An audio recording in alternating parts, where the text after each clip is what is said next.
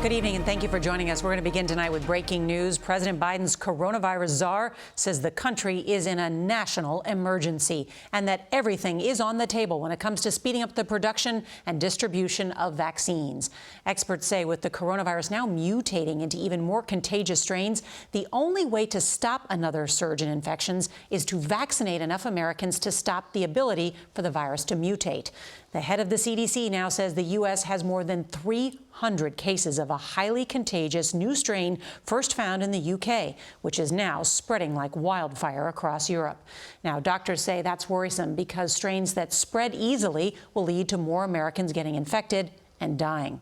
Tonight, the CDC now estimates the virus could kill as many as 90,000 more Americans by this time next month. That is a staggering prediction, especially because even though January is not over, it is already the deadliest month of the pandemic. We've got a lot of new reporting on the race to vaccinate Americans, and our team is standing by. CBS's Jonathan Vigliotti is going to lead off our coverage tonight from Los Angeles. Good evening, Jonathan. Good evening, Nora. 20 million Americans have received at least one dose. Progress, yes, but still a lot of confusion. Here in California, many people don't know when they are eligible for a vaccine, and even if they are, vaccine sites like this one are booked throughout the weekend.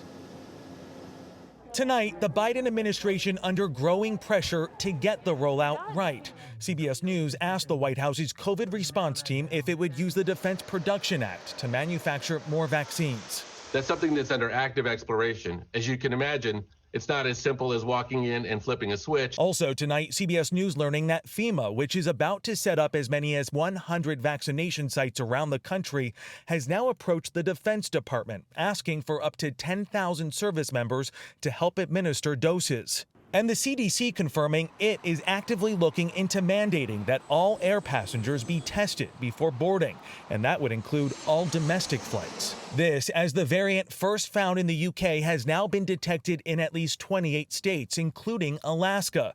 The strain at least 50% more contagious. Researchers scrambling to find out why. I think the better way to think of it, rather than being more transmissible, is that it's just a little stickier. And so if you're exposed to it, you're more likely to get infected. To protect against the new variants, the CDC now asking all Americans to spend less time at grocery stores and to double mask. We have to be concerned looking forward at what the further evolution of this might be. California ranks near the bottom for the percentage of doses that actually get into people's arms. We found one possible reason why in this line. Hundreds waiting up to 4 hours at this health clinic. California has shifted its vaccine priority to seniors over 65. That would include Neil Getz.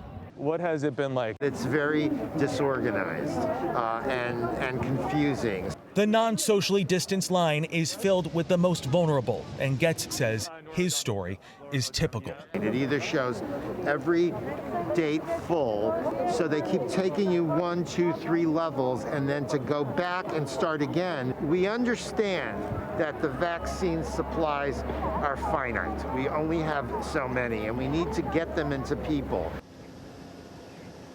And California has created a website that will notify people who sign up when a dose is available. Still, the supply and the management of it can't keep up with demand tonight.